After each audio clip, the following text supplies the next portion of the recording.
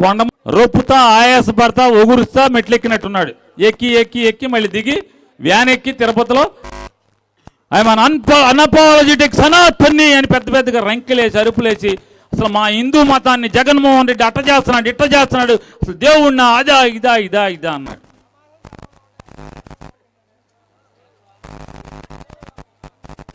అదొక్కటే కాదు, వెంటనే ఏం చేశారు తెలుసా? EO Shyamalarao, additional EO Venkaiah Chowdary ఇద్దరు కలిసి గుళ్ళో పూజారులందరినీ పిలిచేసి వెంకటేశ్వర గుళ్ళో బంగారు బావి పక్కన కొండ మీద బంగారు బావి పక్కన యాగశాలలో మొత్తం హోమాలు చేసేసారు. హోమాలు ఏంటని చెప్తే వాళ్ళు ప్రెస్ మీట్ పెట్టి హోమం అయిన తర్వాత, ప్రెస్ మీట్ పెట్టాల ముందు హోమం అయిన తర్వాత 10 మంది బ్రాహ్మలు పండితులు మొత్తం పక్కనేమో ఈవో జేఈఓ కెమెరాలు పుచ్చుకుని ఆ హోమం దగ్గర బయలుదేరి మాడవీధులంతా సంప్రోక్షణ నీళ్లు చల్లుకుంటా, యజ్ఞంలో నీళ్లు చల్లుకుంటా. ఇంకోటి పూర్ణాహుతిలో దాన్ని గడ్డి చుట్టి చేస్తారు. దాన్ని ఆ అగ్నిని గుడి చుట్టూ తిప్పుతా, నేల మీద అంటే అగ్నితో కాలుస్తా, అంటే అపవిత్రం అయిపోయింది. మొత్తం గుడి అంతా తిప్పి మొత్తం ఎక్కడైతే దేవుడి ప్రసాదం వంట చేస్తారో పాకశాల మొత్తం సంప్రోక్షణ. ఆ దీపపు గడ్డితో చేసిన కడ్డిని దర్భగడ్డి దాన్ని తిప్పుతా, ఆ నేల మీద కొడతా.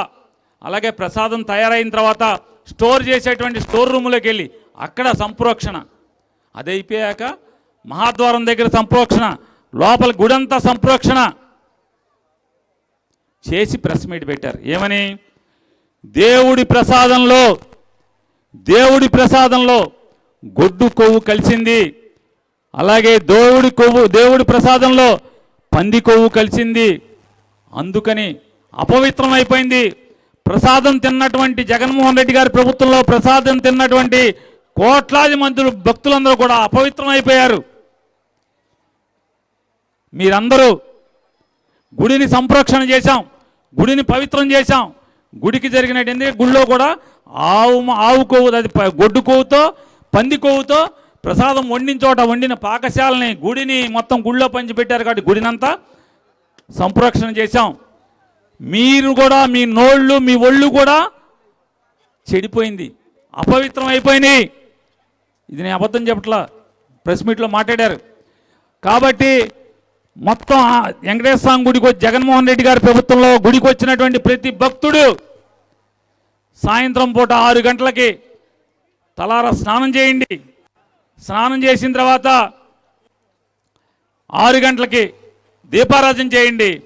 దీపారాధన చేసి క్షమామంత్రం చదవండి. ఓం నమో నారాయణాయ, ఓం భగవతే వాసుదేవాయ, ఓం నమో వెంకటేశాయ అని పఠించండి. అప్పుడు జగన్మోహన్ రెడ్డి గారు అది గొడ్డు కొవ్వుతో పంది కొవ్వుతో చేసిన ప్రసాదం మీరు తిన్నారు కదా, మీకు తినిపించాడు కదా, అప్పుడు మీరు శుద్ధి అయిపోతారు. మీరందరూ కూడా శుద్ధి అయిపోయి మళ్ళీ మీరు దేవుణ్ణి పూజించవచ్చు అని చెప్పి మాట్లాడారు. ఇది యథార్థం. ఇవాళ కోర్టు ఏం చెప్తాం? సుప్రీంకోర్టుకి సిబిఐ ఏం ఛార్జ్షీట్ వేసింది? ఎంతకన్నా పాపం కొట్టలేదు. దాంట్లో గొడ్డు కొవ్వు కానీ లేదా పంది కొవ్వు కానీ చేప నూనె కానీ కలవలేదు. ఇది అబద్ధం అని చెప్పింది కదా. ఇప్పుడు జగన్మోహన్ రెడ్డి గారు పీరియడ్లో ఇన్ని అపవిత్రం చేశాడు జగన్మోహన్ రెడ్డి అని చెప్పారు. ఇప్పుడు సుప్రీంకోర్టు లేదు అని చెప్తుంది, సిబిఐ లేదు అని చెప్తుంది. ఆ సిబిఐ వేసిన సిట్లో ఆంధ్రప్రదేశ్ సంబంధించినటువంటి 3 ఆఫీసర్లు ఉన్నారు. వీళ్ళు మొత్తం ఢిల్లీ వాళ్ళు కాదు, 3 ఇక్కడ వాళ్ళే ఉన్నారు. ఇదంతా చేశారు కదా.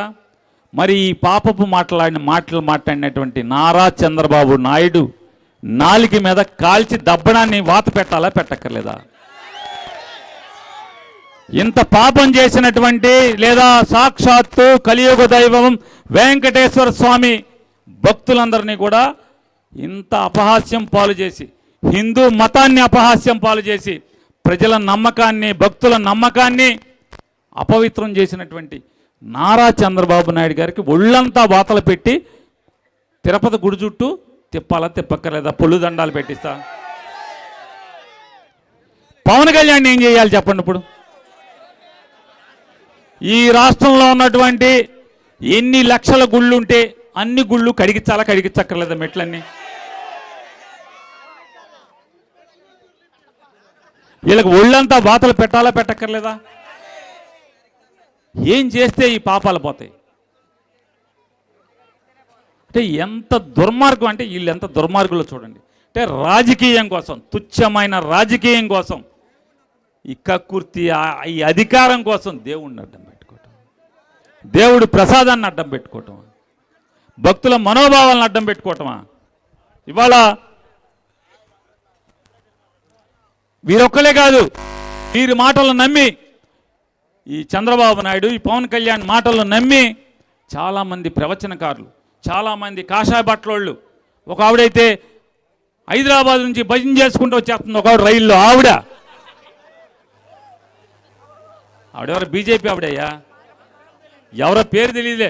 హైదరాబాద్లో రైలు ఎక్కి భజన చేసుకుంటూ, అమ్మో జగన్మోహన్ రెడ్డి కలిపేశాడు భజన చేసుకుంటూ వచ్చేస్తుంది. వీళ్ళందరినీ ఏం చేయాలి? కోసి దేవుడు నిజంగా దేవుడు వీళ్ళకి ఈ భూమి మీద శిక్ష వేసి కారం పెట్టద్దు అసలు దేవుడు. ఒళ్ళంతా చీరేసేసి వంకాయ చీరినట్టు, మనం గుత్తి వంకాయ కూర ఉన్నట్టు ఒళ్ళంతా చీరేసి కారం పెట్టాలా పెట్టక్కర్లేదు? వీళ్ళకి ఇంత దుర్మార్గమా? వీళ్ళు ఇంత కిరాతకమా?